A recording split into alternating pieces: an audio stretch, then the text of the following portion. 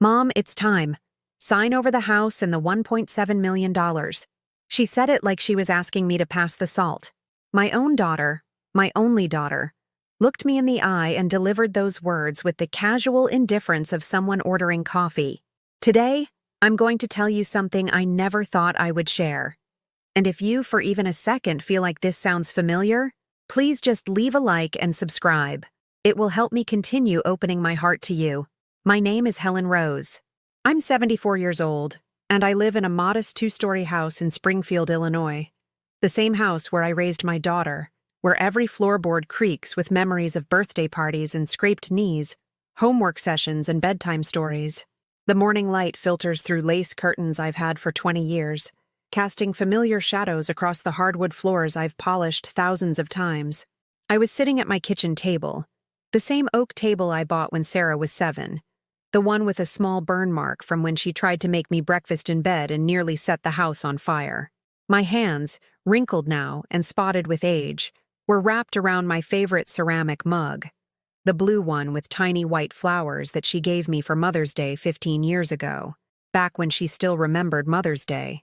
The coffee had gone cold as I stared at the stack of papers she'd placed in front of me with the efficiency of a real estate agent closing a deal. Legal documents, power of attorney forms, property transfer papers, all neatly organized in a folder labeled Mom's Affairs in her precise handwriting. Sarah sat across from me, her manicured fingers drumming impatiently against the table's surface. She was wearing that expensive navy blazer I'd helped her buy for job interviews 5 years ago, back when she was between opportunities and needed financial help. Again, her blonde hair was pulled back in a severe bun, and she kept checking her phone every few minutes, as if this conversation, this dismantling of my entire life, was just another appointment in her busy schedule. "You don't need that kind of responsibility anymore," she continued, her voice carrying that patronizing tone she'd perfected over the years. "We've talked about it, but we hadn't talked about it. Not really. What she meant was that she had decided, and now she was informing me of her decision, the same way she'd informed me that Thanksgiving would be too complicated this year, that Christmas Eve would be spent with her husband's family, that my 74th birthday party was unnecessary, because you don't really like crowds anyway, Mom. I looked down at the papers again, the legal language blurring before my eyes. Words like transfer of assets, full power of attorney, and irrevocable trust swam across the pages like tiny black ants carrying away pieces of my life. At the bottom of each document, bright yellow sticky notes marked where my signature was required. She'd even brought her own pen, an expensive silver one that caught the morning light. The kitchen smelled like the cinnamon rolls I'd baked that morning, hoping to make this visit special. I'd gotten up at 5 a.m. to make them from scratch, the way I used to when she was little and would come running downstairs in her pajamas, her hair messy from sleep, her face bright with excitement. Those rolls had taken 3 hours to prepare, rolling out the dough, spreading the butter and cinnamon mixture with careful precision, waiting for them to rise in the warm morning air. She hadn't touched a single one. "It's smart to take care of these things while you still can," Sarah said, glancing at her Apple Watch. "You won't need the money. We can manage it better for you." The word "we" hit me like a physical blow. She meant herself and her husband Derek, the investment banker who'd never spoken more than 10 words to me in the 5 years they'd been married. The same Derek who'd suggested I sell the house and move into something more manageable. Code for cheaper, smaller, farther away from their pristine suburb where my working-class background might embarrass them at neighborhood barbecues. I thought about the $1.7 million she was so casually demanding, money I'd saved penny by penny over 50 years of working double shifts as a nurse at Springfield General Hospital, money earned by missing school plays because I was working nights, by wearing the same coat for 10 winters, because Sarah needed new school clothes, by eating peanut butter sandwiches for lunch so she could have hot meals in the cafeteria. Every dollar had a story. The overtime I worked when she broke her arm and needed surgery. The weekend shifts I picked up to pay for her college textbooks. The retirement fund I'd built by living like a pauper so she could live like a princess. And now she wanted it transferred to her name for better management. As if I, who had managed to raise her alone after her father walked out, who had managed to put her through college debt-free, who had managed to save nearly $2 million on a nurse's salary, was suddenly incompetent to manage my own affairs. "The house is too big for you now," she continued, flipping through the papers as if reviewing a grocery list. "And honestly, Mom, the neighborhood isn't what it used to be. The neighborhood where I'd lived for 35 years. Where Mrs. Patterson next door still brought me soup when I was sick. Where young Tommy Martinez helped me carry groceries without being asked. Where the mailman knew my name and always stopped to chat about his daughter's college plans. The neighborhood where I felt safe, connected, valued, but it wasn't good enough for Sarah anymore. Nothing about my life seemed good enough for Sarah anymore. I watched her check her phone again, and something cracked inside my chest. Not my heart. That would be too clean, too dramatic. This was messier, like old wood splintering under too much weight. I felt the fracture spread through my ribs, down into my stomach, up into my throat, where words I'd never spoken before began to form. "Why now?" I whispered, my voice barely audible over the hum of the refrigerator. She sighed, the sound sharp with impatience. "Because it's better for everyone, Mom. You're not getting younger. You're 74. What if something happens? What if you get sick? What if you forget to pay bills or make bad decisions? This way, everything is protected." Protected? From whom?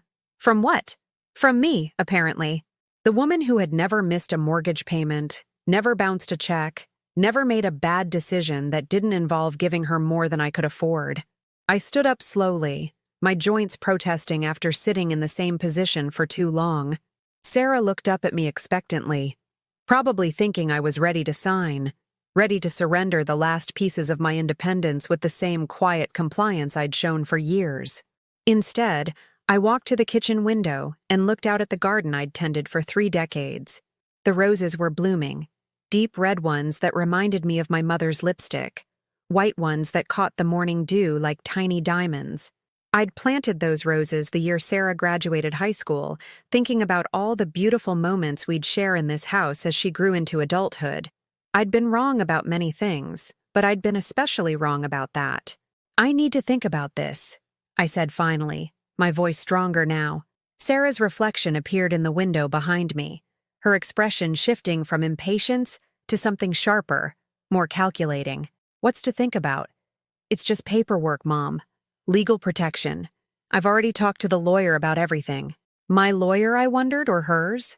I turned around to face her, and for a moment, I saw not my accomplished 45-year-old daughter, but the 6-year-old who used to crawl into my bed during thunderstorms, who used to tell me I was the bravest person in the world, who used to draw pictures of us holding hands under rainbow skies. When had she stopped seeing me as brave and started seeing me as a burden?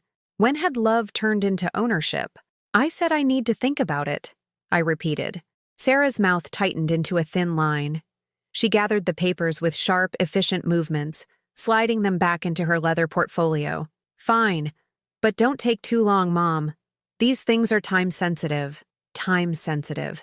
Like I was a business deal about to expire."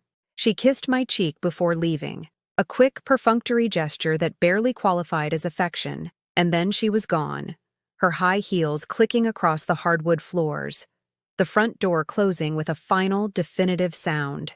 I stood in my kitchen, surrounded by the smell of untouched cinnamon rolls and the echo of words that had changed everything between us. The house felt different now, as if her visit had shifted something fundamental in its foundation. That night, I sat in my bedroom with a cup of tea growing cold in my hands, staring at a photo album I hadn't opened in years. Pictures of Sarah's childhood, her graduation, her wedding day. Moments when she'd still looked at me with love instead of calculation. I touched each photo gently, remembering the woman I used to be. The woman who would have signed those papers without question. Who would have convinced herself that Sarah knew best. Who would have surrendered everything rather than risk losing her daughter's approval. But that woman was tired. So very, very tired of being needed only when it was convenient. Loved only when it came with conditions. Outside my window, the roses continued to bloom in the darkness, their beauty visible only to those who cared enough to look. Tomorrow, I would make a phone call that would change everything. Tonight, I would grieve the daughter I thought I had and prepare to meet the woman I was finally ready to become. The next morning came too early, dragging with it the weight of yesterday's conversation and a question that had kept me awake most of the night. When did I become a bank instead of a mother? I sat at my kitchen table with the same cup of coffee, but everything felt different now. The morning light seemed harsher, exposing dust particles I'd never noticed before. The house felt larger, echoing with 35 years of memories that suddenly seemed less precious and more like evidence of my own foolishness. I opened my laptop, the one Sarah had bought me 3 Christmases ago, saying I needed to stay connected, and began scrolling through my bank statements. Numbers don't lie, they say, but sometimes they tell stories you weren't ready to hear. $3,500 in March 2019. Sarah's car had broken down, and she needed a new transmission. "Just until the insurance check comes through, Mom," she'd said. The insurance check never came. Apparently her deductible was higher than expected. $8,000 in June 2020. Derek had lost his job during the pandemic, and they couldn't make their mortgage payment. "We'll pay you back as soon as he finds something," Sarah had promised, her voice tight with stress. Derek found a new job 6 months later, a better-paying one, actually. But somehow they never mentioned the debt again. $12,000 in September 2021. The deposit for their daughter Emma's private school. "She's so bright, Mom. You wouldn't want her to miss this opportunity because of money, would you?" Sarah had used my granddaughter as leverage, knowing I couldn't say no to Emma's future. The school tuition was $24,000 a year. I'd paid for 2 full years before Sarah casually mentioned they'd decided to move Emma to public school because the private school was too pretentious. $4,200 in December 2022, Christmas expenses. Sarah had insisted on hosting the family gathering, but claimed she was strapped for cash after their vacation to Cabo. I'd covered the groceries, the wine, the gifts for Emma. I'd even paid for the catering when Sarah decided cooking was too stressful with everything else going on. The list went on, and on, and on. Car repairs, medical bills, vacation deposits, furniture purchases, home improvements. Each request had come with a story, an explanation, a promise to pay me back as soon as possible. Each time, I'd written the check without hesitation because that's what mothers do. We give, we sacrifice. We enable the dreams of people who have forgotten how to dream for us. I added up the numbers, my hands shaking as the total grew larger and larger. Over the past 5 years alone, I'd given Sarah and her family more than $67,000. Money that could have paid for a new car, home renovations, a comfortable retirement vacation, or simply peace of mind knowing I had a cushion for my own future. Instead, I had become their personal ATM, dispensing cash whenever they inserted the right emotional currency. But the money was just the beginning. The deeper I dug into my memories, the more I realized that my entire relationship with Sarah had become transactional, built on what I could provide rather than who I was. I thought about her last birthday call, if you could call it that. She'd phoned while she was clearly driving, music playing in the background, Emma chattering about something in the back seat. "Happy birthday, Mom," she'd said, her voice bright but distracted. "Listen, I can't talk long. We're heading to Derek's parents' house for dinner, but I wanted to wish you a good day." Derek's parents. On my birthday. The irony wasn't lost on me. The call had lasted exactly 93 seconds. I knew because I'd stared at my phone screen after she hung up, watching the timer tick, wondering if that was all I was worth now. 93 seconds of obligatory attention on the day I turned 74. I remembered sitting alone that evening, eating a piece of cake I'd bought for myself at the grocery store. A small chocolate cake with "Happy Birthday" written in generic blue frosting. I'd put a single candle on it and made a wish that Sarah would call back, that she'd realize she'd forgotten to ask how I was, what I was doing, whether I was lonely. The wish never came true. My phone buzzed, snapping me back to the present. A text from Sarah. "Hi, Mom. Thought about our conversation yesterday. Have you had a chance to review the papers? Derek found a great investment opportunity that would be perfect for the money. Time sensitive, though. Let me know. XOXO. Time sensitive. Investment opportunity. Derek's idea." Not once did she ask how I slept, whether I was upset, if I had concerns about signing over my life's work to people who saw me as a financial resource rather than a human being. I set the phone aside and walked to the hallway closet, pulling out a box I hadn't opened in years.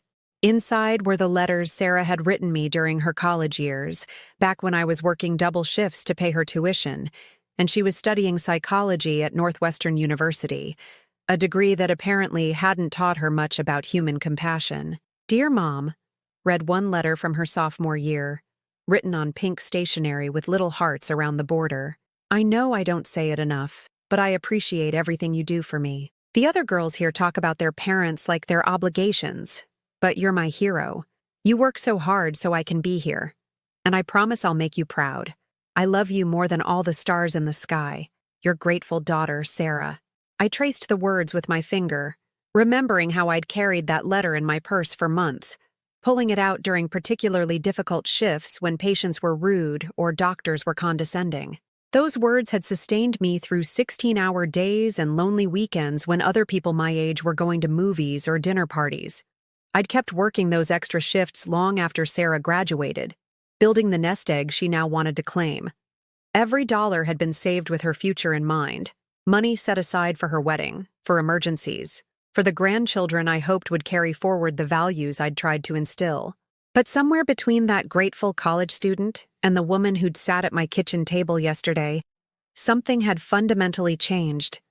The daughter who once wrote about stars and gratitude had become someone who scheduled my emotional dismantling between appointments. I found another letter, this one from the summer after her graduation. "Mom, I got the job, the one at Morrison and Associates. I know the starting salary isn't huge, but it's a foot in the door. Thank you for believing in me when no one else did. I'll never forget that you worked nights so I could chase my dreams. I promise to take care of you when you're older, the way you took care of me. The way you took care of me." Those words felt like a physical weight in my chest now. Sarah's version of taking care of me apparently meant relieving me of the burden of my own autonomy, managing my assets for my own good, making decisions about my life because I was too old and too foolish to be trusted with my own affairs. But when had I ever given her reason to doubt my competence? I'd managed a complex hospital schedule for 30 years, balanced budgets that would have challenged people half my age, navigated the medical bureaucracy with the skill of a diplomat. I'd raised her alone after her father abandoned us when she was 8, working full-time while finishing my nursing degree at night school. Yet now, at 74, with decades of proven responsibility behind me, she'd decided I needed a guardian. My phone rang, interrupting my painful trip down memory lane. For a moment, my heart leaped. Maybe Sarah was calling to apologize, to acknowledge that yesterday's conversation had been cruel and presumptuous. But the caller ID showed Derek Morrison, not Sarah, but her husband. In all the years they'd been married, Derek had never called me directly. We communicated, when we communicated at all, through Sarah. "Helen," he said when I answered, his voice carrying the confident authority of someone accustomed to making deals. "I hope you're well. Sarah mentioned you have some concerns about the paperwork." Concerns. As if my reluctance to sign over my life's work was nothing more than minor hesitation about a business transaction. "I'm still thinking about it," I said carefully. Of course, but I want to explain why this is really in your best interest. See, we've identified some investment opportunities that could significantly increase the value of your assets. Real estate development, tech stocks, cryptocurrency portfolios. But these opportunities require quick action and significant capital investment. He spoke for 15 minutes about market trends and portfolio diversification, using financial jargon that was clearly meant to overwhelm rather than inform. Every few sentences he'd pause and say, "You understand, right?" Or, "This makes sense to you, doesn't it?" Subtle ways of suggesting that if I didn't agree, it was because I lacked the sophistication to grasp complex financial concepts. And honestly, Helen, he concluded, his tone shifting to something that might have been mistaken for paternal concern if you didn't know better, at your age, the stress of managing this kind of wealth could be dangerous. We've seen cases where elderly people make impulsive decisions that destroy their financial security. This way, You can relax and enjoy your retirement without worrying about market fluctuations or investment strategies. Elderly people. Impulsive decisions. Dangerous stress. I was 74, not 94. My mind was sharp, my memory intact, my judgment sound. But Derek spoke as if age had automatically revoked my right to make decisions about my own life. After I hung up, I sat in my living room, surrounded by furniture I'd chosen, books I'd read, photographs that told the story of a life well lived. Each item represented a choice I'd made, a preference I'd developed, a moment I'd decided to preserve. Tomorrow, if I signed those papers, none of it would truly belong to me anymore. I would become a guest in my own life, dependent on the kindness of people who had apparently forgotten what kindness meant. That evening, I did something I hadn't done in years. I called my old friend Margaret, a colleague from the hospital who'd retired 2 years before me. We'd lost touch gradually, the way friendships do when life gets busy and children grow demanding. "Helen!" she exclaimed when she heard my voice. "Oh my goodness! How are you? I was just thinking about you last week." We talked for 2 hours. About everything and nothing. About the hospital gossip, her new hobby of painting watercolors, the book club she'd joined, the volunteer work that kept her busy. Not once did she ask me for money, demand my signature, or suggest I was too old to manage my own affairs. For 2 hours, I remembered what it felt like to be valued for who I was, rather than what I could provide. After we hung up, I looked at myself in the bedroom mirror. Really looked, for the first time in months. I saw a woman who was tired, yes, but not frail. Older, certainly, but not incompetent. Someone who had spent so many years giving that she'd forgotten how to receive. Someone who had confused love with transaction for so long that she'd nearly lost sight of the difference. In the mirror, I also saw my mother's eyes, the same brown eyes that had watched me grow up in a household where love was conditional, where approval had to be earned through service and sacrifice. I'd sworn I would never treat my own daughter that way, but somehow I'd created the opposite problem.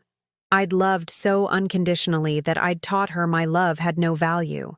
I'd trained her to take without giving, to demand without gratitude, to see me as a resource rather than a person. Tomorrow, I would begin the process of teaching her, and myself, a different lesson. But tonight, I would grieve the daughter I thought I'd raised and prepare to meet the woman I'd allowed her to become. The third day after Sarah's visit brought with it a discovery that shattered what remained of my illusions about our relationship. I'd been cleaning out my desk drawers, looking for old insurance documents, when I found something that made my blood run cold. Tucked behind a stack of medical bills was a folder I didn't remember putting there, a folder with my name written on the tab in Sarah's handwriting. Inside were photocopies of my bank statements going back 3 years. Statements I'd never given her permission to copy. My social security information, copies of my investment accounts, even a printout from my medical insurance showing my recent doctor visits and prescription medications. My hands trembled as I flipped through page after page of my private financial information. In the margins, she'd made notes in red ink. CD matures in June, $45K, checking account balance trends, monthly expenses averaging $2,800. At the bottom of the pile was something that made me sink into my chair with shock. A consultation receipt from Elder Law Associates, dated 2 months ago. The memo line read, "Consultation RE, Elderly Parent Asset Protection and Guardianship Options." A guardianship options. She'd been planning this for months, researching ways to take control of my finances, consulting lawyers about treating me like an incompetent person who needed a legal guardian to make decisions for her, all while smiling at me across Sunday dinners, accepting my checks, letting me babysit Emma, pretending we had a normal mother-daughter relationship. I called the bank immediately, my voice shaking as I explained to the customer service representative that someone had accessed my statements without permission. It took 45 minutes and 2 supervisor transfers before I learned the truth. Sarah was listed as a secondary contact on my accounts, a designation I'd added years ago when she'd convinced me it was just for emergencies. She called in February asking about your account balances. The supervisor explained. Since she's listed as an authorized contact, We provided the information she requested. She said you were having memory issues and she needed to help manage your finances. Memory issues. I'd never had memory issues. My mind was as sharp as it had ever been, sharper than many people half my age. But Sarah had lied to my bank, telling them I was mentally incompetent to justify accessing my private financial information. I spent the rest of that morning removing her name from every account, every insurance policy, every piece of paperwork that had ever included her as a contact or beneficiary. Each signature felt like a small act of rebellion, a reclaiming of my own identity. But the real breaking point came that afternoon when Emma, my 10-year-old granddaughter, showed up at my door unannounced. Emma was the one bright spot in this whole mess. A sweet child who still hugged me like she meant it, who listened to my stories with genuine interest, who called me Grandma Helen in a voice filled with affection rather than calculation. She stood on my porch looking uncomfortable, shifting from foot to foot in her school uniform, her backpack slung over one shoulder. "Hi, Grandma," she said quietly. "Mom sent me over to talk to you." Sent her. My heart sank. Sarah was using her own daughter as a messenger, putting a child in the middle of adult financial manipulations. "Come in, sweetheart," I said, forcing a smile. "Are you hungry? I have those cookies you like." We sat in my kitchen, Emma nibbling on chocolate chip cookies while I waited for her to deliver whatever message she'd been coached to share. "Mom says you're being stubborn about some important papers," Emma finally said, not meeting my eyes. "She says you might lose all your money if you don't sign them, and then you won't be able to help us anymore when we need things." The words hit me like physical blows. Sarah had frightened a 10-year-old child with the prospect of financial ruin, had convinced Emma that my refusal to sign over my assets might somehow harm the family. "She says you're getting forgetful and might make bad decisions," Emma continued, her voice getting smaller. "She says that's what happens to old people, and it's not your fault, but we have to help you now." I sat very still, watching my granddaughter repeat lies that had been carefully crafted to sound like concern. Emma believed every word because children trust their parents to tell them the truth. She had no way of knowing that her mother was using her as a weapon in a battle for my independence. "Emma," I said gently, "did your mom tell you to say all those things?" Emma nodded, looking miserable. "She practiced with me in the car. She said it was important to help you understand."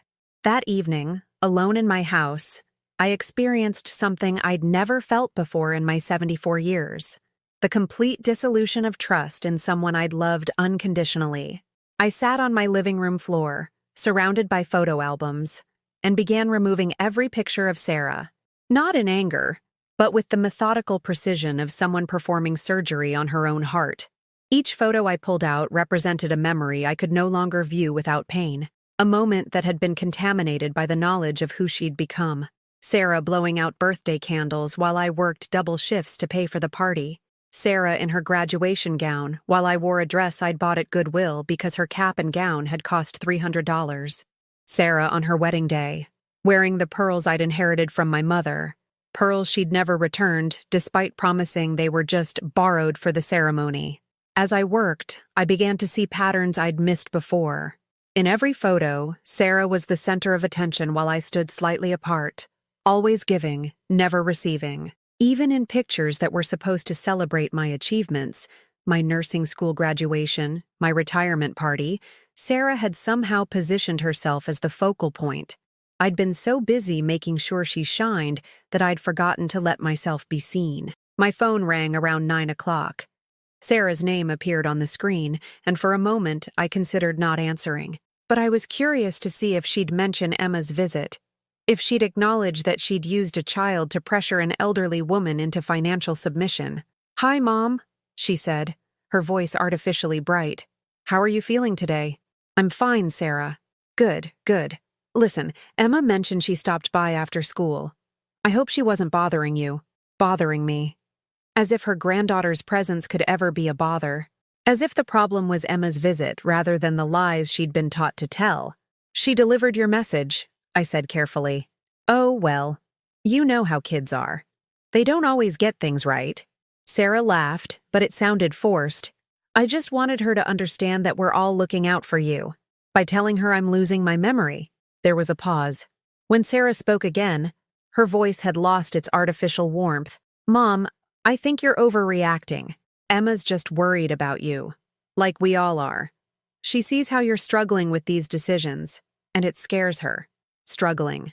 Overreacting. The same words Derek had used.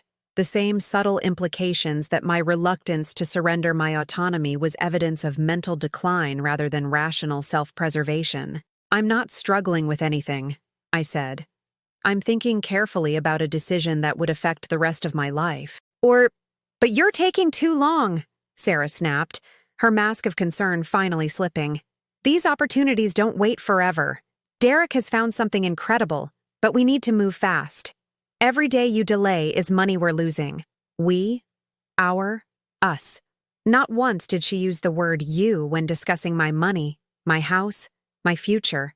In her mind, my assets had already become family property that I was selfishly withholding. Sarah? I said quietly. I found the papers in my desk. The bank statements you copied, the consultation with the elder law attorney. Another pause. Longer this time. When she spoke, her voice was defensive, almost angry. I was protecting you, Mom.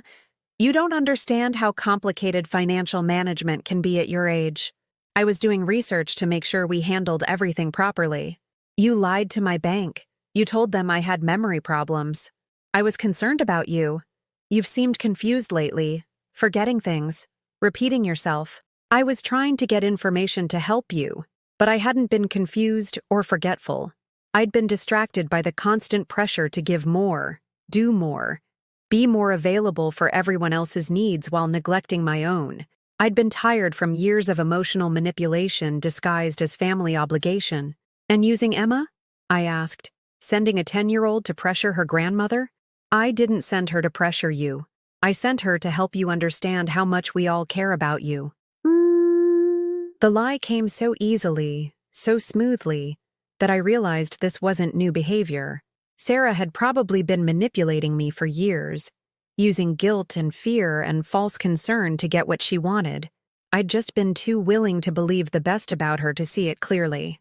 After I hung up, I walked through my house, touching surfaces and objects that had defined my life for decades. The antique lamp I'd bought at an estate sale 20 years ago. The quilt my mother had made for my wedding, carefully preserved through multiple moves and life changes. The collection of books I'd accumulated over a lifetime of reading. Everything in this house had been chosen by me, purchased with money I'd earned, arranged according to my preferences and needs.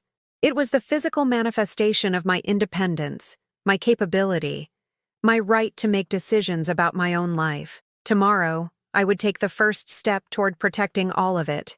But tonight, I would mourn the relationship I'd thought I had with my daughter and prepare to acknowledge the relationship we actually had. I made myself a cup of tea and sat in my favorite chair, the one by the window where I could see my garden in the moonlight. The roses were still blooming, their dark shapes mysterious and beautiful in the darkness. Like me, they had deep roots and thorns to protect themselves. It was time I remembered how to use mine. Was I used? The question that had been haunting me for days finally had an answer. Yes, I had been used, exploited, manipulated, and taken for granted by someone who should have protected me instead of preying on me. But knowing the truth, as painful as it was, also meant I could finally do something about it. The woman who had raised Sarah to be independent and strong was still inside me somewhere. Tomorrow, I would let her out. The first call came at 6:47 a.m., 3 days after I'd told Sarah I wouldn't be signing any papers. Derek's voice cut through my morning quiet like a chainsaw through silk. Helen, we need to talk. Sarah is beside herself with worry about you. I was still in my robe, coffee mug in hand, watching the sunrise paint my kitchen walls in shades of gold and amber. The peace of that moment, the simple pleasure of greeting a new day in my own home, on my own terms, made his intrusion feel even more violent. Good morning, Derek, I said calmly. It's rather early for business calls. This isn't business, Helen.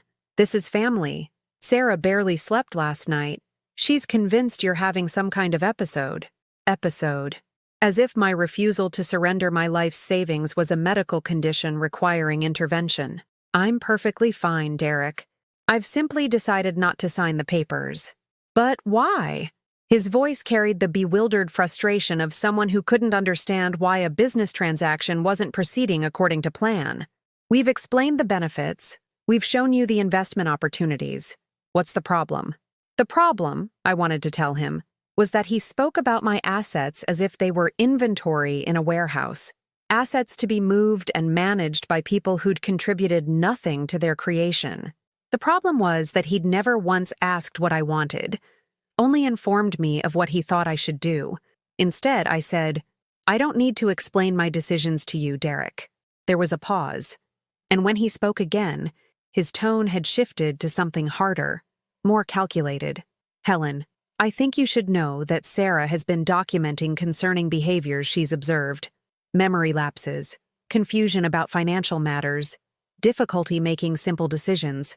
If this continues, we may need to explore other options. Guardianship proceedings. Legal action to declare me incompetent." The threat hung in the air between us, as clear as if he'd spoken the words directly. "Sign over your assets voluntarily, or we'll take legal steps to prove you're mentally unfit to control them yourself." Are you threatening me, Derek? I'm trying to help you understand the seriousness of the situation. Sarah loves you, but she can't stand by and watch you make decisions that could be harmful to your financial security. After I hung up, I sat in my kitchen, my hands shaking with something that wasn't fear but fury. They were trying to gaslight me into believing I was incompetent, using my love for Sarah as leverage to strip away my autonomy. But if they wanted to play hardball, they'd chosen the wrong opponent. I might be 74, but I'd survived a cheating husband, single motherhood, workplace discrimination, and 3 decades of hospital politics. I knew how to fight when cornered. The second call came 2 hours later. This time it was Sarah, and she was crying. "Mom, please," she sobbed into the phone. "I don't understand what's happening. Derek says you hung up on him. He says you're being hostile and paranoid." Paranoid. Another word designed to make me question my own perceptions. "I'm not being paranoid, Sarah. I'm being careful." "But careful about what? We're your family. We love you. We just want to help." I closed my eyes, listening to her tears, and for a moment, I almost weakened. This was my little girl crying, the child I'd rocked through nightmares and fevers, the teenager I'd comforted through heartbreaks and disappointments. But then I remembered Emma's rehearsed speech, the copied bank statements, Derek's morning threats. This wasn't grief. It was manipulation. Sarah had learned that tears were an effective tool for getting what she wanted from me. "If you love me," I said quietly, "then respect my decision." "But your decision doesn't make sense." The tears stopped abruptly, replaced by frustration. "You're being selfish, Mom. This affects all of us. Emma's college fund, our retirement planning, the investment opportunities that could benefit everyone. Everyone except me, apparently. I was supposed to hand over my life's work so that others could benefit from the compound interest while I lived on whatever allowance they deemed appropriate. Sarah, I earned that money. I saved it. It's mine to do with as I choose. But what about family? What about taking care of the people you love? I've been taking care of the people I love for 30 years, I said. Maybe it's time someone took care of me." She hung up without saying goodbye. The third call came that afternoon from a number I didn't recognize. When I answered, a young woman's voice said, "Mrs. Morrison, this is Jessica Chen from Adult Protective Services. We've received a report of concern about your welfare." My blood turned to ice. They'd called social services, reported me as a vulnerable adult who needed government intervention. The ultimate escalation, designed to terrify me into compliance. "What kind of report?" I asked, though I already knew. "A family member expressed concerns about your mental state and your ability to make sound financial decisions. They're worried you might be experiencing cognitive decline or might be vulnerable to financial exploitation." The irony was breathtaking. The people who were actually trying to exploit me financially had reported me as a victim of financial exploitation. "I can assure you, Miss Chen, that I'm perfectly competent." "I'm sure you are, Mrs. Morrison, but we're required to follow up on all reports. Would it be possible for me to visit tomorrow for a brief welfare check?" I agreed, because refusing would only make me look guilty of whatever they were accusing me of. But after I hung up, I called my lawyer. Not the family attorney who'd handled our simple legal matters for years, but a new lawyer I'd found through the State Bar Association, someone who specialized in elder law and had no connection to Derek's business network. Robert Chen, no relation to the social worker, was a sharp-eyed man in his 50s who listened to my story without judgment or surprise. Unfortunately, Mrs. Morrison, this is more common than you might think, he said, his fingers steepled across his desk. Adult children who feel entitled to their parents' assets often escalate to legal threats when voluntary transfer is refused. What can they actually do? They can petition for guardianship, but they'd need to prove you're incompetent to manage your affairs. Based on our conversation today, I don't see any evidence of that. They can contest your mental capacity if you change your will. But again, they'd need medical evidence of cognitive impairment. He paused, studying my face. The social services visit is designed to intimidate you, but it can actually work in your favor. If their investigator finds no evidence of incompetence or abuse, it creates a record that you're mentally sound and capable of making your own decisions. That evening, as if coordinated by some invisible puppet master, my doorbell rang. Through the peephole, I saw Emma standing on my porch. But this time she wasn't alone. Sarah and Derek flanked her like bodyguards, their faces grim with determination. I opened the door but didn't invite them in. "Grandma," Emma said, her voice small and rehearsed, "we're all really worried about you. Mom says you're sick and that's why you're acting different." Behind her, Sarah dabbed at her eyes with a tissue, playing the role of concerned daughter for an audience of neighbors who might be watching. Derek stood with his arms crossed, projecting the authority of a man who expected his mere presence to resolve the situation. "I'm not sick, sweetheart," I told Emma gently. "I'm just making some grown-up decisions that your parents don't agree with." "But why can't you just sign the papers?" Emma asked, her confusion genuine. "Mom says it would make everything better for everyone. Everyone except me," I thought again. "Sometimes, Emma," I said, "grown-ups have to make difficult choices. And sometimes the people we love don't understand those choices right away." Sarah stepped forward, her mask of grief sliding into something harder. "Mom, you're scaring us." "This isn't like you. You've always been reasonable.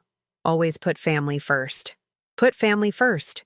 Code for do what we want without question. "I am putting family first," I said. "I'm putting my family of one first, for the first time in decades." Derek spoke up, his voice carrying the tone of someone accustomed to closing deals. "Helen, let's be practical here. You're 74 years old. You live alone in a house that's too big for you. You're managing significant assets without professional help. Something could happen to you. A fall, a stroke, any kind of emergency. And then what? The money gets tied up in probate. The house sits empty. Emma's future gets compromised."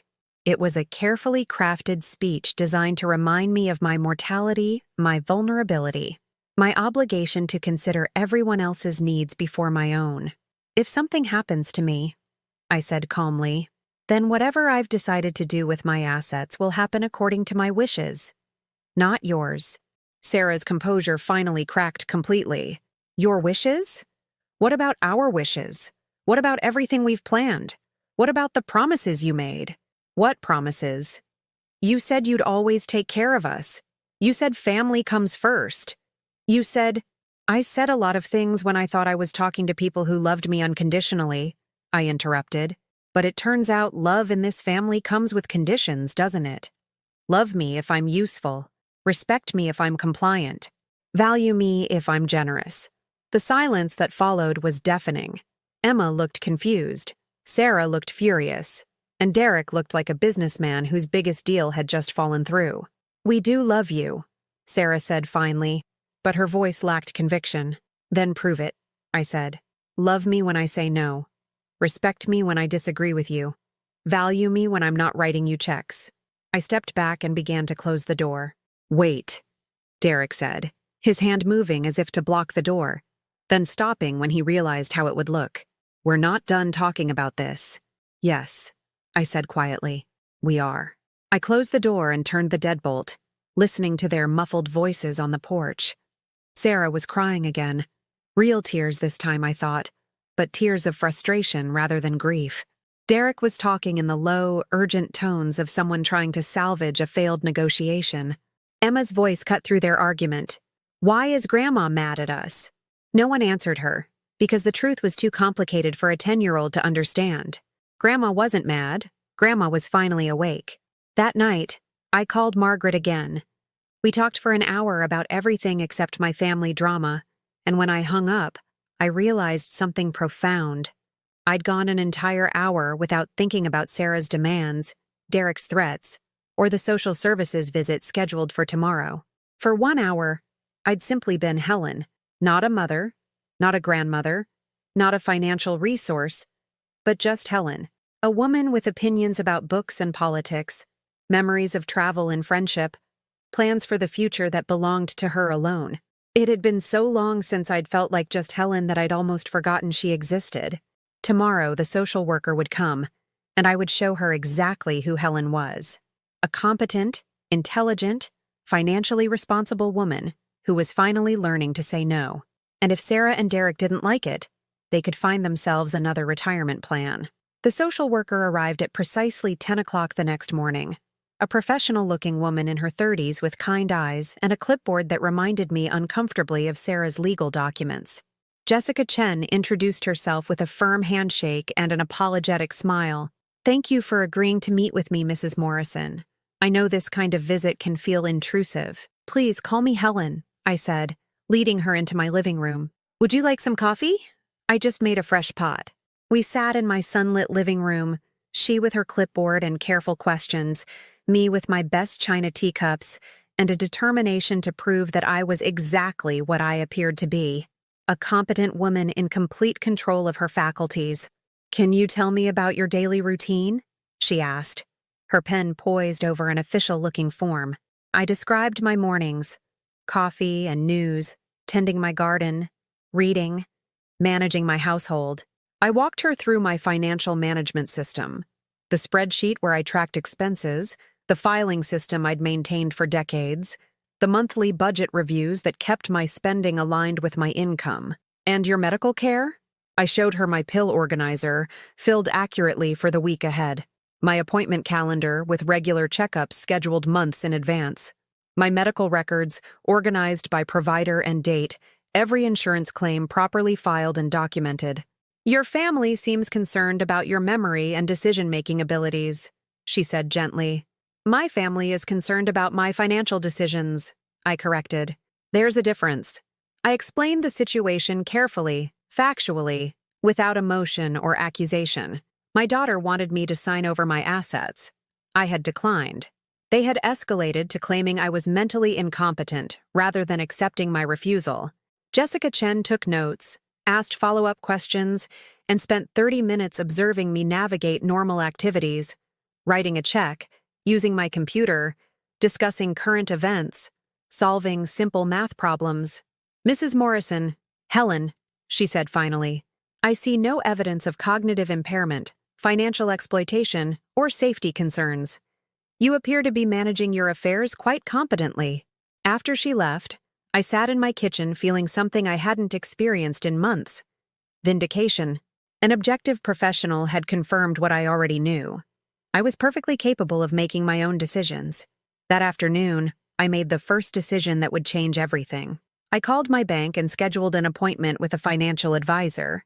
Not Derek's recommended investment firm, but an independent advisor who had no connection to my family.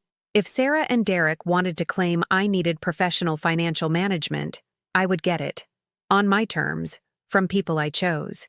But first, I made another call. "Robert Chen speaking." "Mr. Chen, this is Helen Morrison. I'd like to schedule an appointment to revise my will and establish some additional legal protections." "Of course. Have there been any developments since we spoke yesterday?" "The social services visit went well, and I've decided to take a more proactive approach to protecting my assets." That evening, I did something I hadn't done in 15 years. I went out to dinner alone. I chose Romano's, a small Italian restaurant downtown where the lighting was warm and the servers treated single diners with respect rather than pity. I ordered exactly what I wanted: veal piccata, a glass of Chianti, tiramisu for dessert, without considering the cost or whether someone else might prefer a different choice. The server, a young man named Anthony with ink-stained fingers and paint under his nails, treated me like a person rather than an elderly woman to be humored. "First time dining with us?" he asked as he poured my wine. "Yes, but hopefully not the last. The veal is excellent tonight. Chef's been perfecting that sauce for 20 years. We chatted briefly about the restaurant's history, the neighborhood's changes, his art studies at the community college. Normal conversation between two people, free of the undercurrents of obligation and expectation that had poisoned every interaction with my family. As I ate, I watched other diners around me, couples sharing meals and conversation, families celebrating birthdays, friends catching up over pasta and wine. For the first time in months, I felt connected to the world outside my kitchen table and my family's demands. When I paid the check with my own credit card, making my own choice about how to spend my own money, it felt like the smallest and largest act of rebellion simultaneously. The next morning brought a furious phone call from Sarah. "Mom, what did you tell that social worker?" I told her the truth. She called me back. She said there were no concerns about your mental capacity and that the case was closed. How could you make us look like liars? I almost laughed. Sarah, if you feel like liars, perhaps you should examine why. We were trying to help you. We were worried about you. You were worried about my money. There's a difference.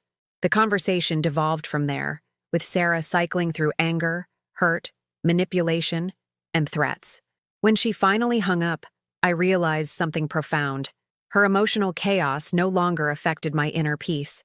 For decades, Sarah's moods had been my weather. When she was happy, I was happy. When she was upset, I dropped everything to fix whatever was wrong. Her emotional state had determined mine. Her needs had superseded mine. Her approval had been my primary source of self-worth. But sitting in my quiet kitchen after her storm of accusations, I felt calm, centered, free. That afternoon, I met with Patricia Williams, the financial advisor I'd selected from the bank's list of independent professionals. She was a woman in her 50s with silver hair and the kind of practical intelligence that inspired confidence. "Tell me about your goals," she said, after reviewing my financial statements. "What do you want this money to do for you?" It was the first time anyone had asked what I wanted rather than telling me what I should want. "I want security," I said. "I want to know that I'll be able to take care of myself for the rest of my life, no matter what happens." "And beyond that? Any plans for travel, hobbies, philanthropy?" I paused, realizing I hadn't thought about my own dreams in years. "I'd like to travel. I've never been to Europe.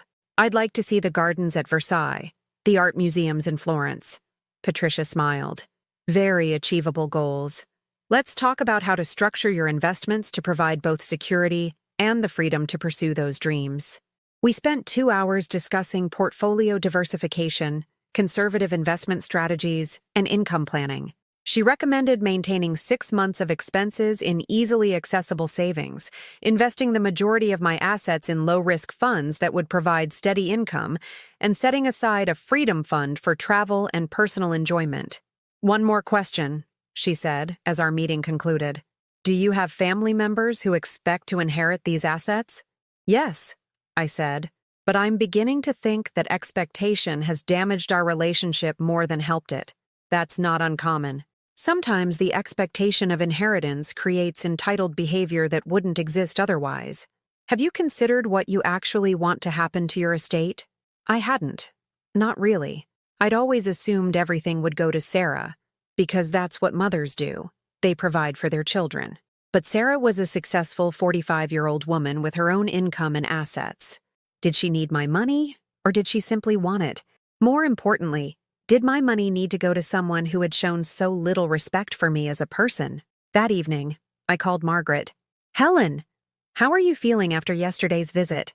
I'd told her about the social services situation during our last conversation, and her immediate outrage on my behalf had been both comforting and validating. "Much better. The social worker found no problems, and I've started working with a financial advisor to better manage my investments." "Good for you. Taking control instead of just reacting."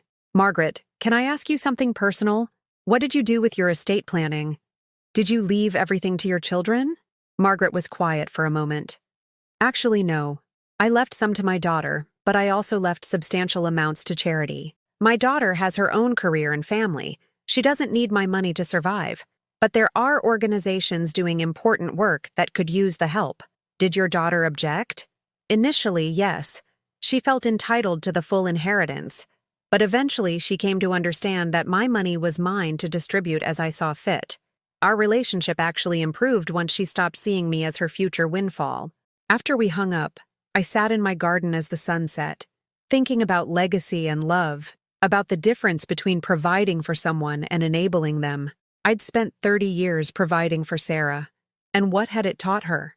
That money came without effort, that her needs superseded mine, that love was measured in dollars rather than respect. Maybe the most loving thing I could do would be to stop rescuing her from the consequences of her own choices. The next morning, I called Robert Chen. "I'd like to schedule that appointment," I said. "I'm ready to rewrite my will." "Excellent. Any preliminary thoughts on how you'd like to structure the new will?"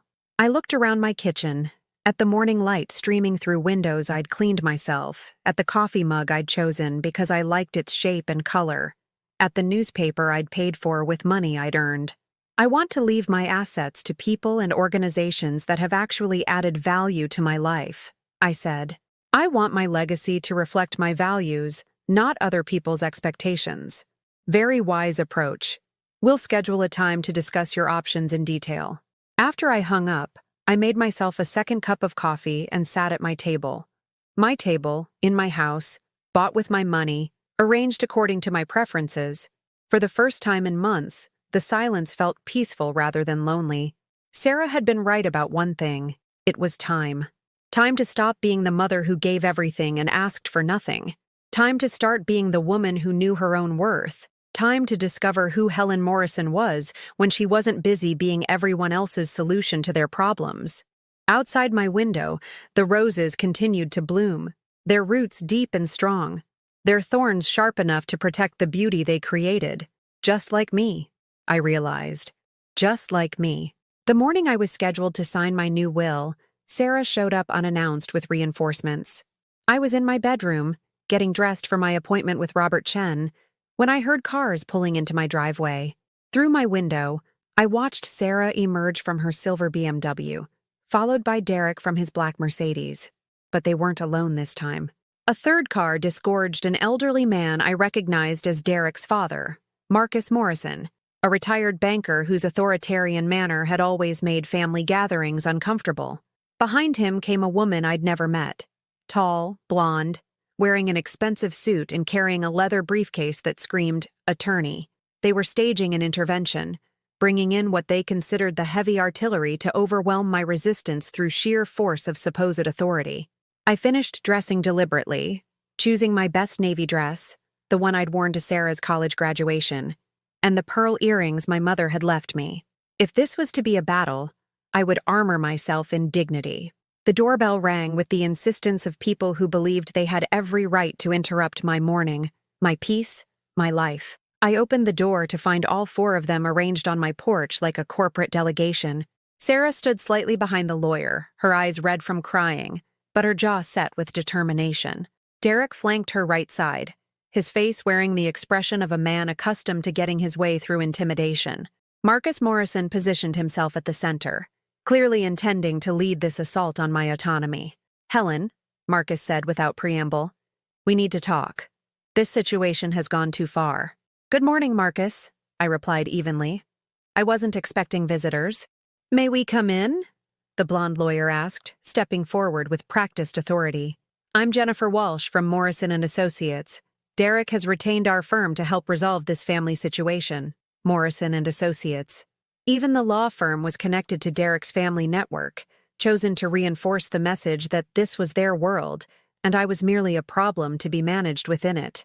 "I don't recall inviting legal counsel to my home," I said. "Mom, please," Sarah interjected, her voice tight with frustrated tears. "We're all here because we love you and we're worried about you. You're not acting like yourself, not acting like myself. the refrain they'd been using for weeks, as if the real Helen was someone who complied without question, who surrendered her autonomy with gratitude for their intervention. "I'm acting exactly like myself," I said, perhaps for the first time in years. I stepped back to let them enter, not because I wanted their presence in my home, but because I was curious to see exactly how far they were willing to take this charade. They arranged themselves in my living room like a tribunal, Marcus taking the position of authority in my favorite armchair, the lawyer settling into the sofa with her briefcase at the ready, Derek standing behind them like a bodyguard. Sarah perched nervously on the edge of the remaining chair. "Helen," Marcus began, his voice carrying the tone he'd probably used in banking meetings for 40 years. "Derek has explained the situation to me, and frankly, I'm concerned about your judgment." "Are you? A woman your age, living alone, managing significant assets without professional oversight. It's a recipe for disaster. You could be taken advantage of by unscrupulous financial advisors, fall victim to scams, make impulsive decisions that destroy your security." Unscrupulous financial advisors. The irony was breathtaking, considering they wanted me to turn my assets over to Derek's investment firm, which would charge substantial management fees while giving me no say in how my own money was invested. "I appreciate your concern," I said carefully, "but I'm perfectly capable of managing my own affairs." Jennifer Walsh opened her briefcase and withdrew a manila folder. "Mrs. Morrison, I understand you've been resistant to your family's attempts to help you plan for your future, but there are legal realities you need to understand." She spread several documents across my coffee table with the theatrical precision of someone accustomed to using intimidation as a negotiation tactic. "These are guardianship petitions," she explained, her manicured finger pointing to official-looking forms. "If your family can demonstrate that you're no longer competent to manage your financial affairs, a court can appoint a legal guardian to make decisions on your behalf." The threat hung in the air like smoke from a house fire. "Sign over your assets voluntarily, or we'll take legal action to have them taken from you involuntarily." "And who would this guardian be?" I asked, though I already knew the answer. "Derek has agreed to serve as guardian if necessary," Jennifer Walsh continued smoothly. "He has the financial expertise to properly manage your assets, and as family, he has your best interests at heart. Derek's best interests, more likely. A guardianship would give him complete control over my money while providing legal protection for whatever decisions he made with it. The guardianship process can be unpleasant," she continued, her voice carrying false sympathy. "Court hearings, medical evaluations, public records of your mental capacity being questioned. It's much easier for everyone if these matters are handled privately, within the family." Sarah leaned forward, tears streaming down her face. "Mom, we don't want to go to court. We just want to protect you. Please don't make us do this the hard way." The hard way. As if my refusal to surrender my independence was somehow causing them suffering rather than the other way around. I looked around my living room at these 4 people who claimed to love me while simultaneously threatening to destroy me. Sarah, whom I'd sacrificed everything to raise and support. Derek, who'd never shown me anything but barely concealed contempt.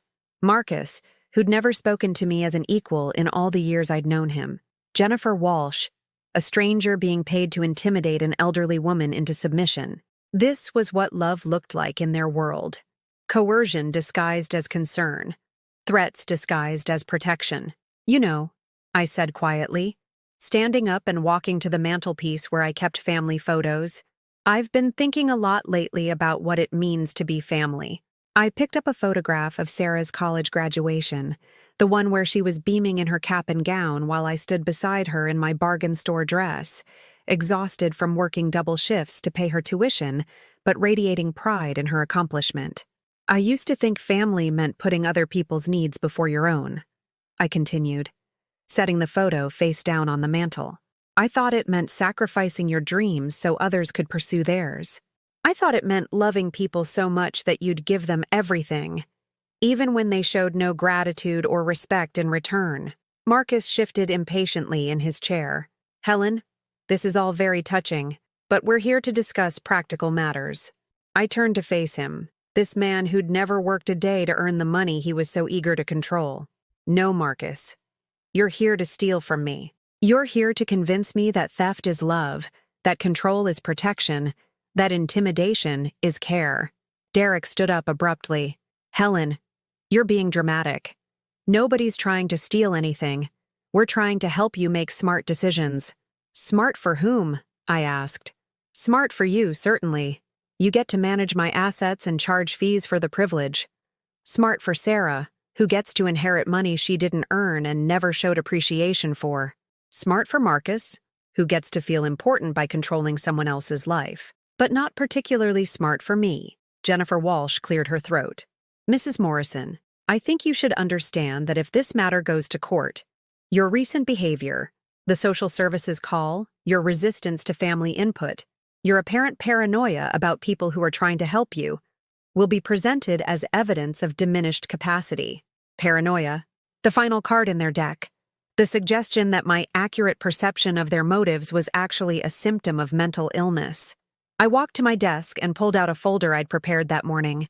Inside were copies of my bank statements showing the $67,000 I'd given Sarah over the past 5 years, documentation of Derek's threats, the receipt from Elder Law Associates showing their consultation about guardianship options, and a letter from Patricia Williams certifying my financial competence.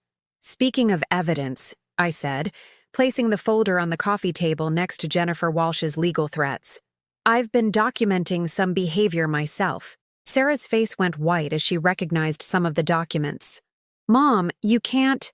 I can't what? Protect myself? Document financial abuse? Prepare for the legal battle you've threatened me with? I opened the folder and pulled out one more document, a copy of my new will, fresh from Robert Chen's office that morning. This is my new last will and testament, I announced. Would you like to know what it says? The room fell silent except for the ticking of my grandmother's clock on the mantelpiece. It leaves my house to Habitat for Humanity, I continued. My liquid assets will be divided between the American Cancer Society, the local food bank, and a scholarship fund for nursing students at Springfield Community College. Sarah gasped as if I'd physically struck her. You can't do that. Actually, I can. It's my money, Sarah.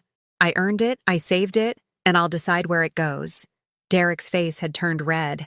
This is insane. You're disinheriting your own daughter out of spite. I'm not disinheriting her out of spite, I said calmly. I'm leaving my money to people and organizations that have treated me with respect and gratitude. Sarah is a successful, educated woman with her own income. She doesn't need my money. She just wants it. Marcus stood up, his face thunderous. Helen, you're being manipulated by these charities. They've convinced you to leave them your money through emotional manipulation. I almost laughed. The only people who have manipulated me are sitting in this room. The charities haven't demanded my assets, threatened me with legal action, or tried to convince me I'm mentally incompetent. They've simply served causes I believe in. Jennifer Walsh gathered her papers with sharp, efficient movements. Mrs. Morrison, I want to be clear about what you're doing. You're destroying your relationship with your family over money. Is that really what you want? No, I said quietly. I'm discovering that my relationship with my family was already destroyed by money. They just didn't tell me. Sarah stood up, tears streaming down her face. Mom, please, don't do this. We can work something out. We can compromise. What kind of compromise? I asked. I give you half my money instead of all of it? I sign over the house but keep my savings account? There's no compromise between independence and surrender, Sarah. She looked at me with an expression I'd never seen before. Not sadness or anger, but something closer to confusion, as if she was seeing me as a separate person for the first time, rather than an extension of herself. I don't understand how we got here, she whispered. We got here, I said gently, because somewhere along the way, you forgot that I'm a person with my own thoughts, feelings, and rights. You started seeing me as a resource to be managed rather than a mother to be loved. Derek grabbed Sarah's arm. Come on. We're wasting our time here. We'll file the guardianship petition tomorrow. No, I said, pulling out one final document. You won't. It was a letter from Dr. Patricia Hernandez, my physician for the past 15 years, certifying my mental and physical competence. A letter from my financial advisor confirming my understanding of complex financial matters. A statement from the social worker who'd found no evidence of abuse or incapacity. Any guardianship petition will be opposed by documented evidence of my competence, I continued. And I'll countersue for financial abuse and elder abuse. Every dollar you've extracted from me over the past 5 years will be returned, with interest. The silence that followed was deafening. Finally, Marcus spoke. You'll regret this, Helen. Family is all you have. Family, I said, looking at each of them in turn, is supposed to be people who love you unconditionally, who respect your autonomy, who want your happiness even when it doesn't benefit them. What I have is people who love me conditionally, who want to control me, who prioritize my money over my dignity. I walked to the front door and opened it. I think this conversation is over. They filed out in angry silence, except for Sarah, who paused at the threshold. I love you, Mom, she said, her voice broken. I love you too, I replied. But love without respect isn't enough anymore. After they left, I sat in my quiet living room, surrounded by the echoes of harsh words and broken relationships. The confrontation had been painful, but necessary, like surgery to remove something malignant that had been growing inside my life for years. Outside my window, the afternoon sun was setting behind my roses, painting the sky in shades of pink and gold. Tomorrow would bring new challenges, new decisions, new opportunities to choose myself over other people's expectations. Tonight, I would rest in the knowledge that I had finally learned to say no, not in anger, but in love for the woman I was meant to be. 3 weeks after the confrontation that severed the chains I'd worn for so long, I stood in my kitchen at dawn, watching the sunrise paint my garden in shades of possibility. The silence was different now, not the hollow emptiness of abandonment, but the rich quiet of a life finally lived on my own terms. No demanding phone calls, no unexpected visits with hidden agendas, no one asking me to justify my decisions or surrender my autonomy. For the first time in decades, my mornings belonged to me. I made coffee in my favorite mug and sat at my table, the same table where Sarah had spread those hateful documents 3 weeks ago. But the energy in the room had changed completely. Where once I'd felt trapped and pressured, now I felt calm and purposeful. On the counter lay a brochure that had arrived in yesterday's mail. Tuscany Garden Tours. Experience the Renaissance Gardens of Italy. Patricia Williams had mentioned it during our last meeting, suggesting that my new financial plan could easily accommodate such a luxury. You've been responsible for everyone else for so long, she'd said. Maybe it's time to be irresponsible for yourself. I opened the brochure and studied photographs of the Boboli Gardens in Florence, the Villa d'Este fountains, the maze gardens at Villa Pisani, places I'd dreamed about for years but never allowed myself to seriously consider. After all, what would Sarah think about me wasting money on such frivolity when she had college funds to consider and investment opportunities to pursue? But Sarah's opinions no longer governed my choices.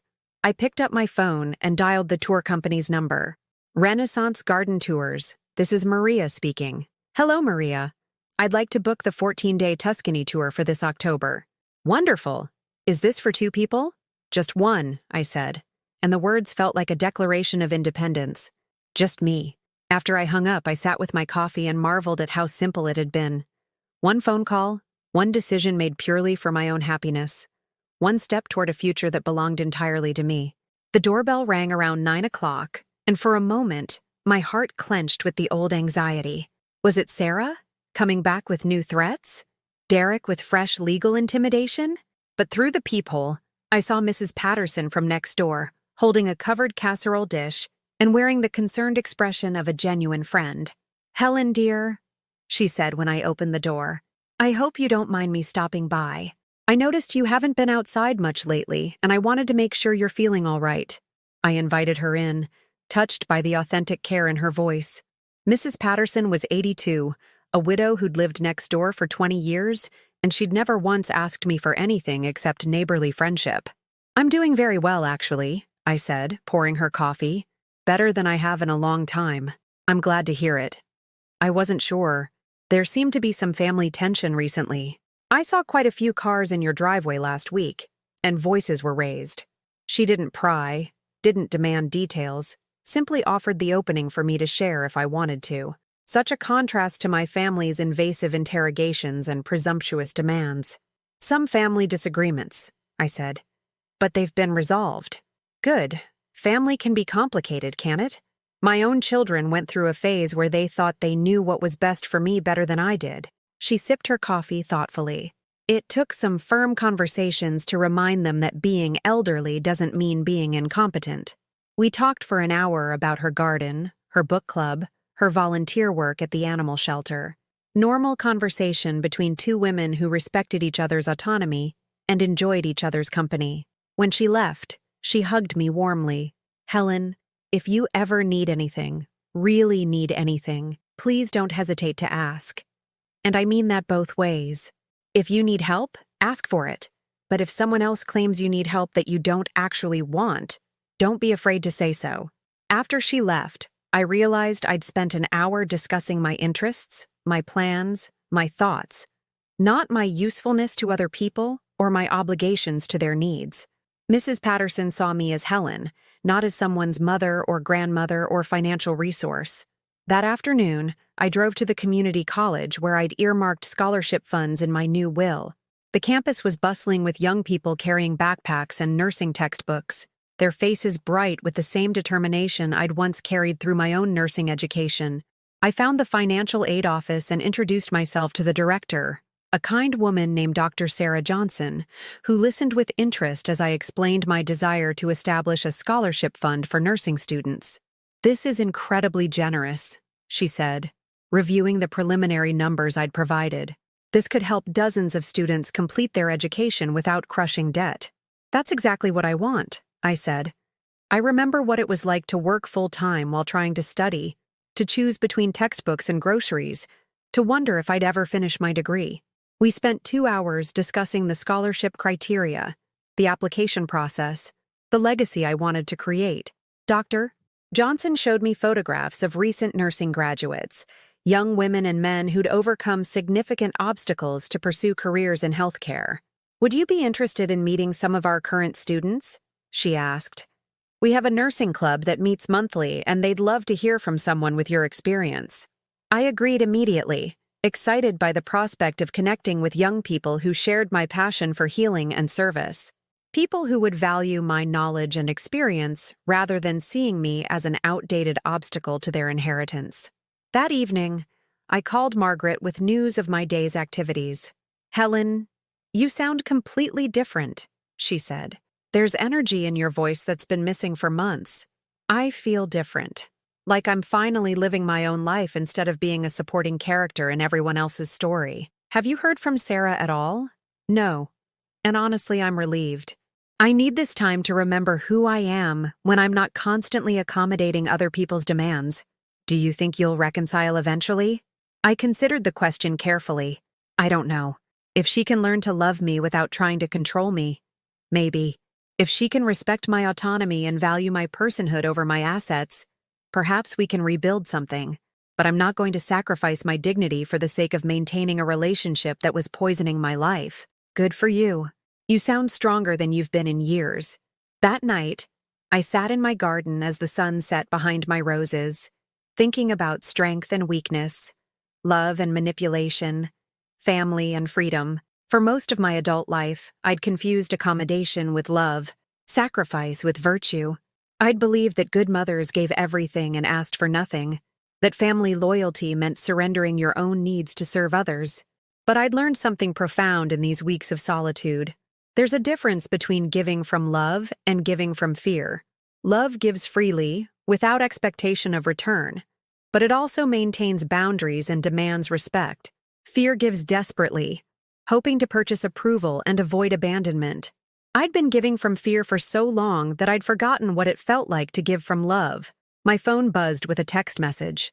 For a moment, my heart raced. Was it Sarah? But the number wasn't familiar. "Mrs. Morrison, this is Anthony from Romano's.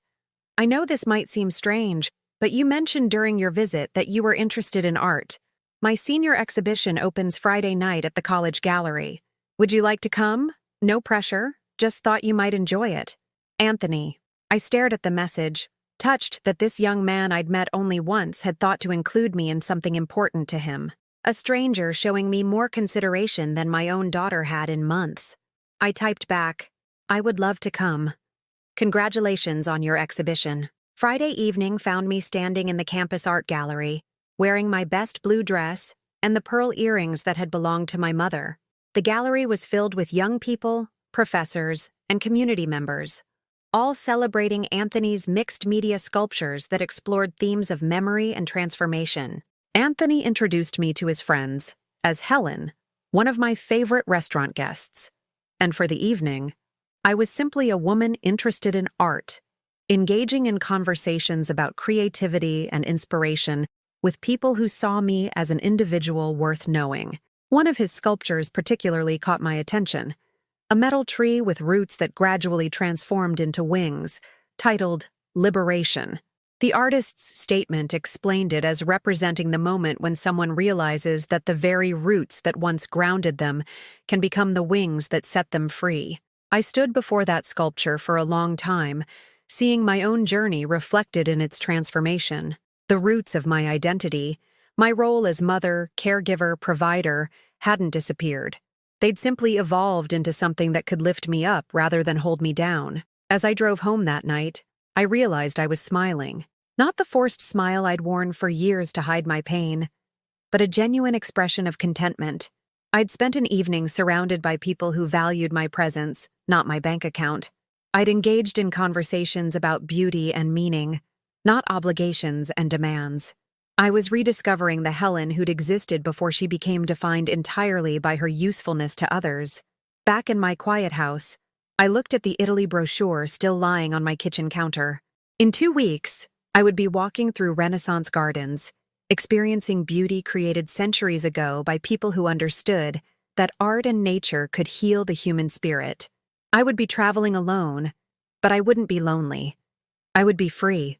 For the first time in decades, I was living a life that belonged entirely to me, and it felt like the greatest gift I'd ever given myself. 6 months later, I stood in the Boboli Gardens in Florence, watching the morning mist rise from ancient fountains, while the Italian sun painted everything in shades of gold and possibility. The gardens were even more beautiful than the photographs had suggested.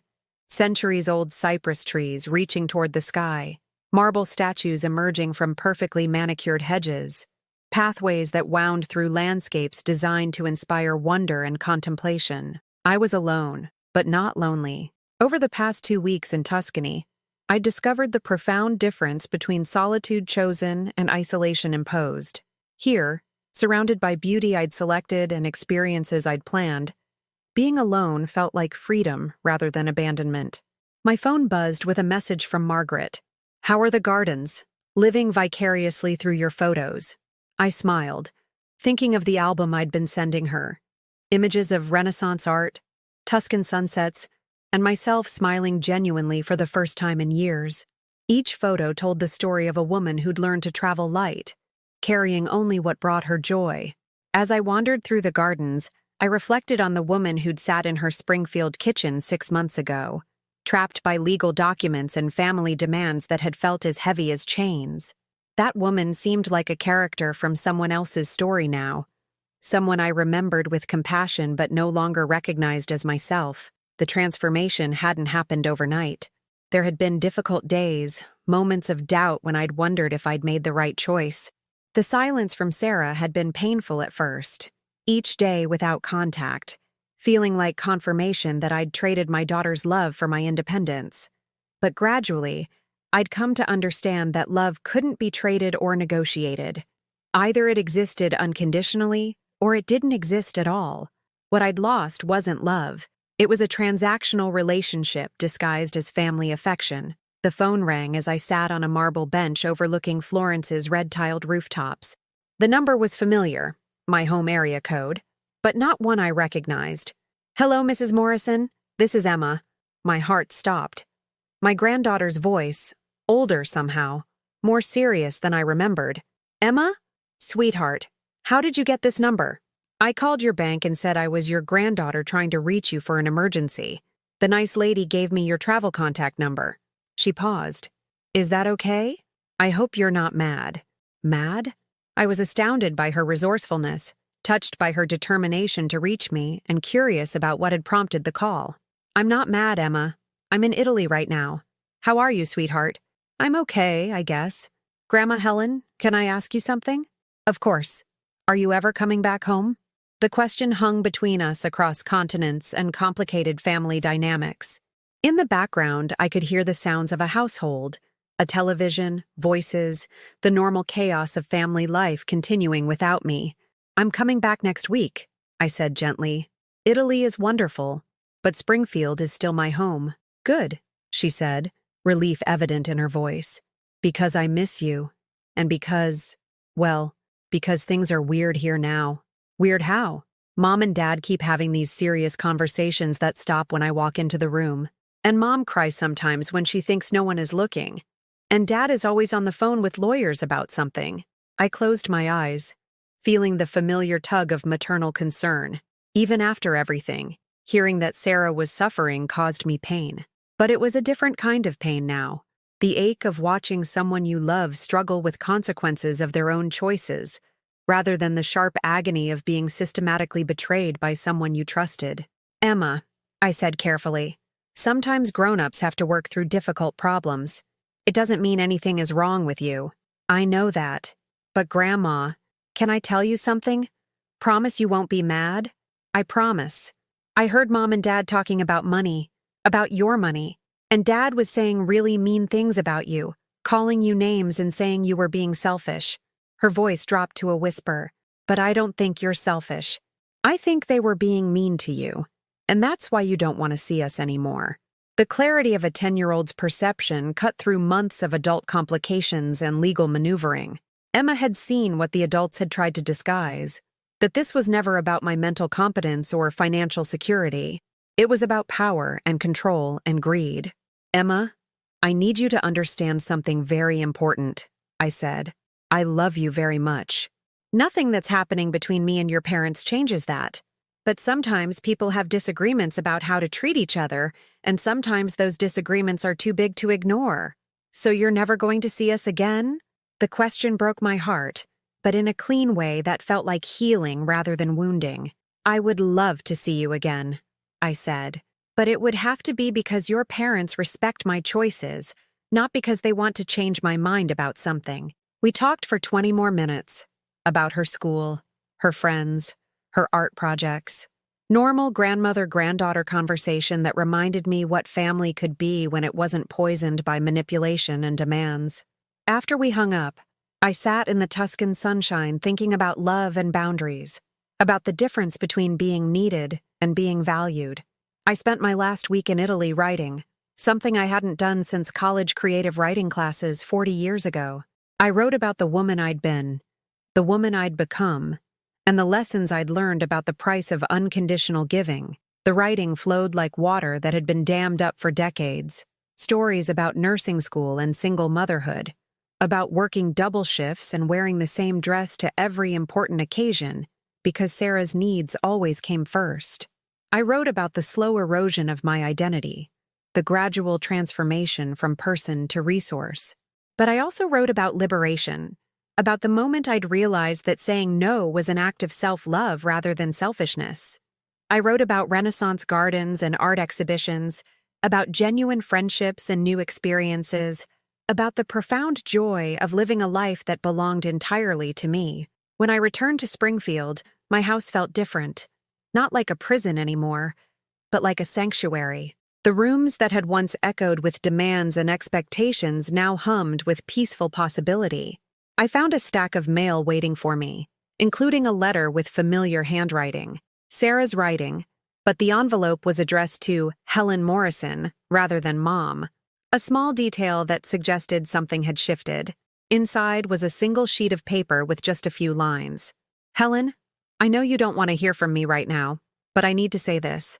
I'm sorry. I don't understand everything that happened between us, but I know I hurt you. Emma misses you. So do I. If you're ever willing to talk, I'll be here. No agenda. No papers to sign. Just a daughter who realizes she may have forgotten how to be one.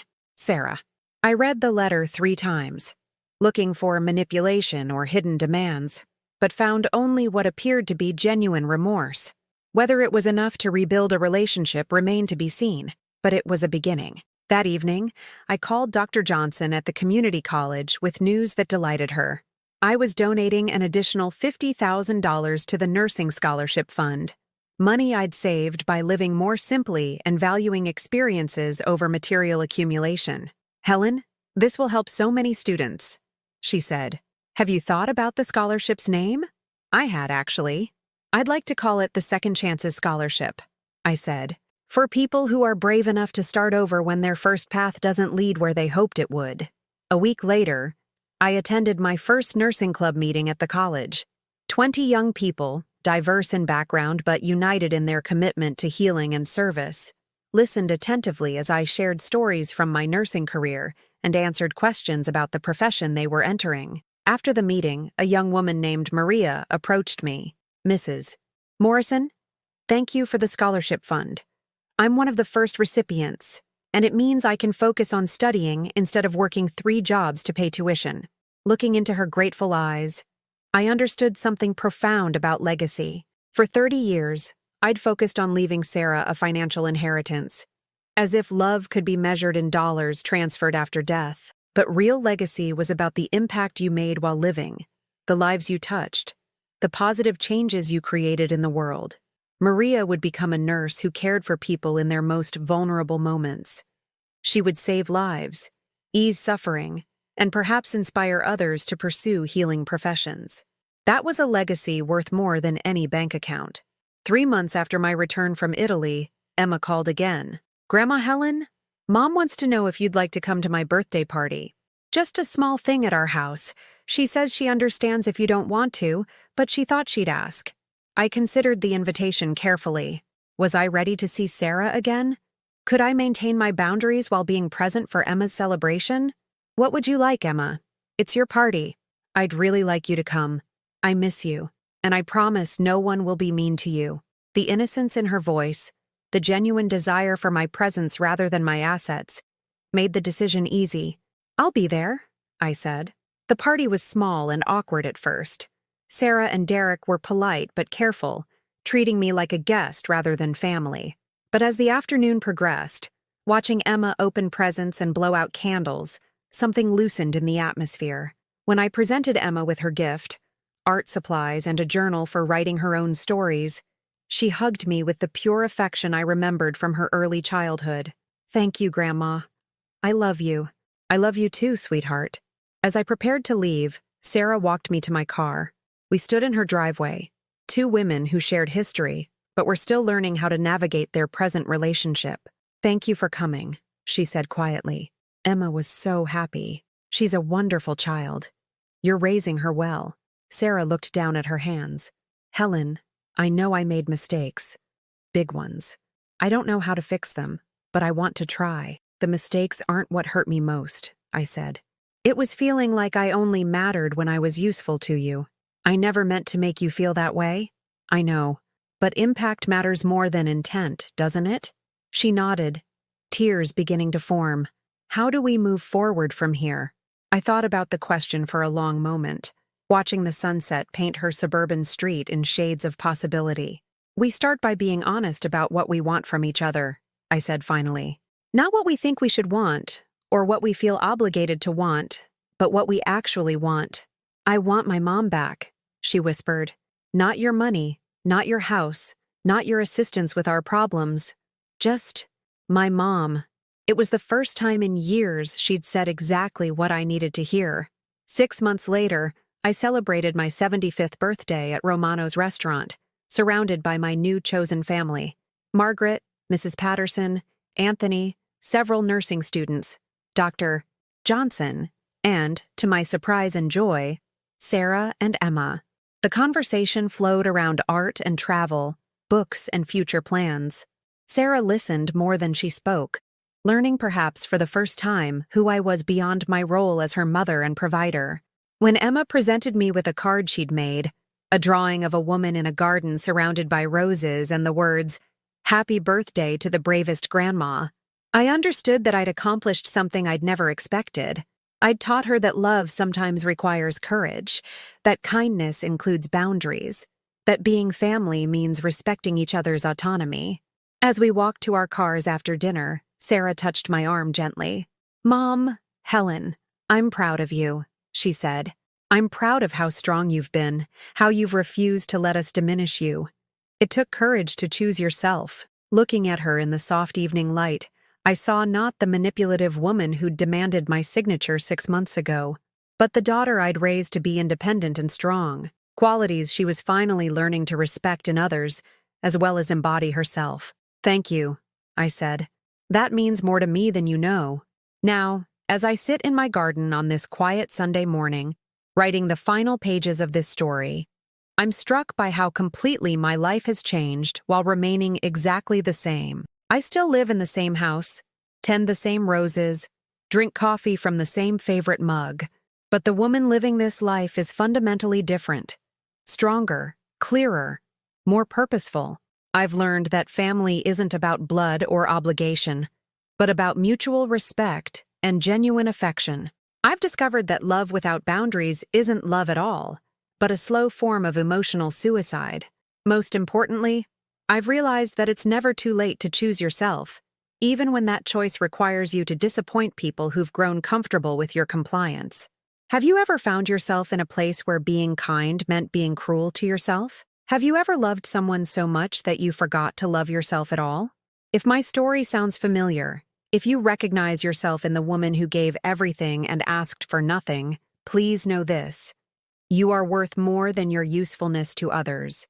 Your dreams matter. Your boundaries matter. Your happiness matters. If you've lived this story or know someone who has, I'd love to hear about it in the comments below. And if this message resonated with you, please like this video and subscribe to help it reach someone who needs to hear that it's never too late to reclaim your life, even when you have to do it with trembling hands and a signature no one expected.